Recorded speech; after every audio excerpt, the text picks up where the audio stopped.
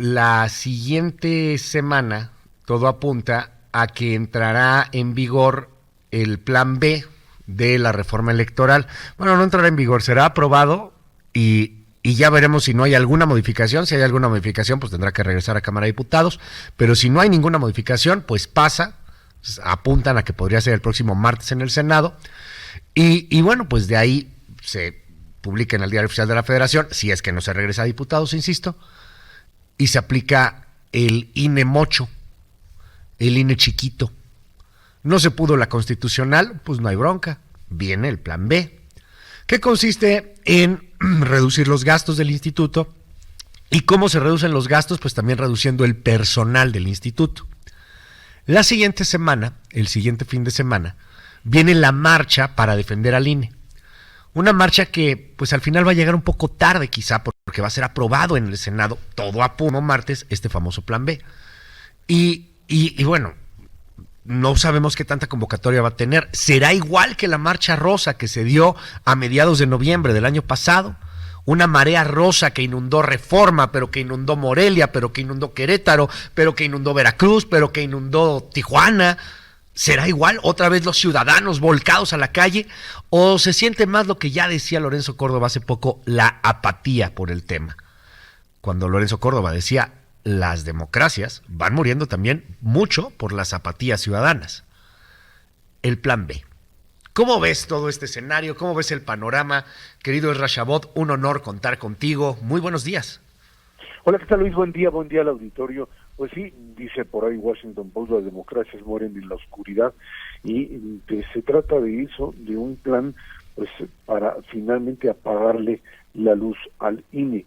De eso se trata. Hay que recordar que finalmente ya lo sustancial ya ha sido aprobado, ya el Senado finalmente le dio pues la palomita, le puso palomita para proceder directamente a aprobarlo. Quedó ahí pendiente algo un poco raro, simplemente la famosa ley que le daba pues vida eterna a los partidos políticos chiquitos y que se utilizó como una moneda de cambio un poco rara. Primero les dijeron, sí, les damos la posibilidad de pasarles votos de los partidos grandes a los chicos, para que pues finalmente el verde fundamentalmente y el del trabajo pudiesen sobrevivir en un proceso electoral que pues en una de esas no les alcanza para mantener el registro.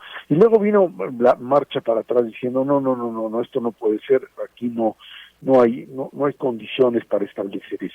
Y quedó ahí en el aire. Al quedar en el aire y no votarse, pues simplemente el resto de la propia reforma quedó volando. O sea, simplemente no se pudo aprobar y con ello seguir el trámite de promulgación.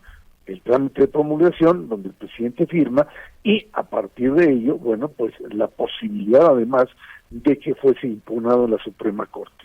Y ahí viene la jugada política importante que está siendo en este momento pues, analizada por los distintos actores. Por un lado, tratar de darle un jalón, o sea, tratar de pues prolongar el proceso para que al no aprobarse la ley que le daba vida eterna a los partidos chicos, todo el resto de la reforma no se puede aprobar.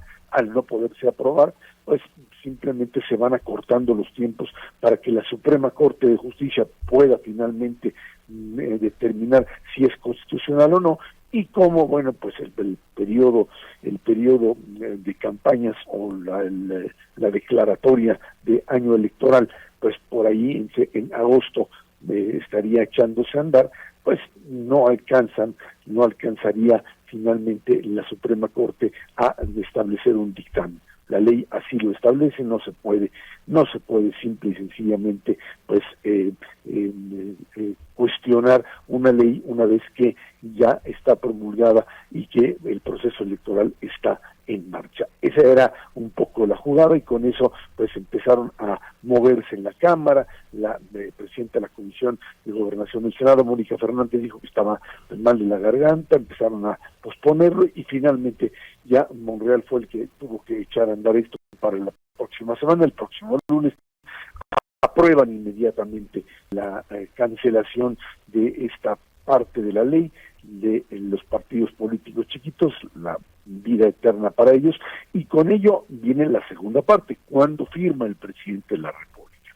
La presión ya no se da contra la Cámara de Senadores, se da básicamente sobre el presidente. Ahí es donde tiene pues la capacidad de mover los tiempos, de ajustarlo y mandarlo en algún momento a la Suprema Corte de Justicia.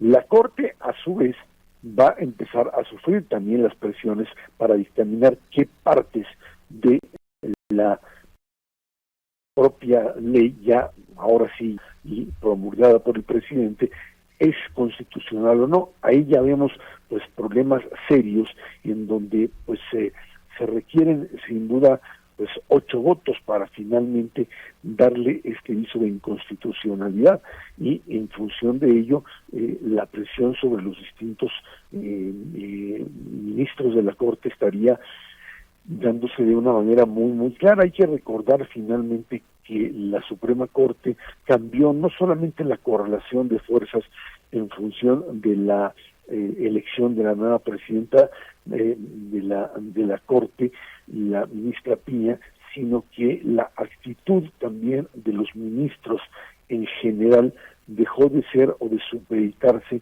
al propio presidente a partir de pues este choque o esta descalificación permanente que el presidente hace de la Corte. Y ahí es donde el asunto empieza a moverse y a temblar. El presidente insiste en que se trata solamente de un recorte económico. Los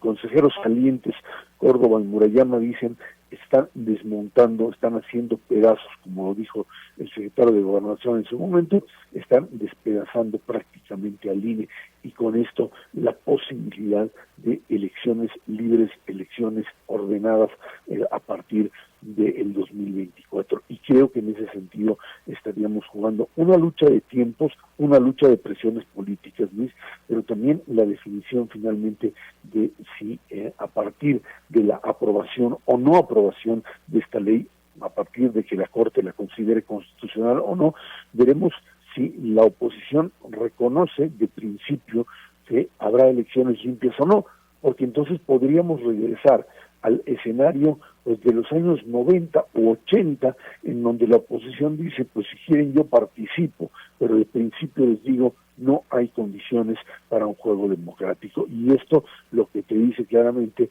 es que en el 2024 habrá conflicto electoral y no habrá reconocimiento del resultado del mismo. Un escenario totalmente pues contrario a las reglas que hasta ahora hemos tenido.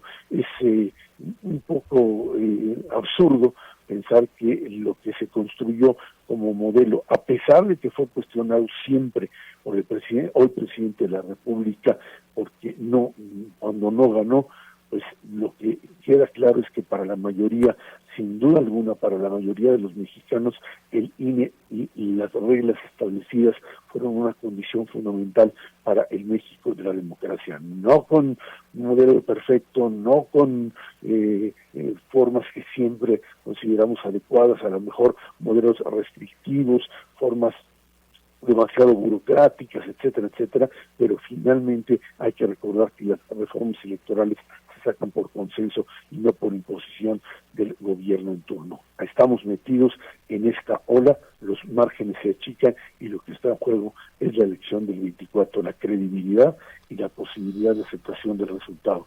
Simple y sencillamente eso, en un país en donde la democracia finalmente ha venido a menos en los últimos años, Luis. Dime, Erra, ¿cómo ves a la sociedad en particular? El siguiente fin de semana, o sea, de este en 8, pues, en unos 10 días más, vendrá la otra marcha, la segunda parte de lo que fue la famosa marea rosa que impactó y que impresionó, que provocó, de hecho, que el presidente hiciera su propia marcha a principios de diciembre también del año pasado. Y ahora no sé si se siente más apatía, no sé si vayan a lograr una convocatoria de ese tamaño. ¿Tú cómo ves el papel de la sociedad en este punto? ¿Interesada, un poco más apática? ¿Qué se siente? Mira, lo que vivimos a fines del año pasado era una convocatoria que tenía, pues creo que el ambiente similar al que se tiene ahora. estaba en la marcha, estaba planteada, y quien más fuerza le dio, más impulso le generó fue el propio presidente, y la fue descalificando día con día. Creo que en este sentido, no la ha mencionado. O sea, el propio presidente de esta ocasión aprendió que si no la mencionaba en las mañaneras y no la descalificaba de entrada, pues le daba menos impulso. Sin duda alguna, la marcha de noviembre del año pasado fue, pues al ser descalificada, fue llevada al máximo por el presidente, que tuvo la capacidad de generar un ambiente contrario a él y a la 4T desde el punto de vista del discurso descalificador. Ahora la pelota está del lado de los organizadores, en donde pues tiene que haber de nuevo esta conjunción de virtudes.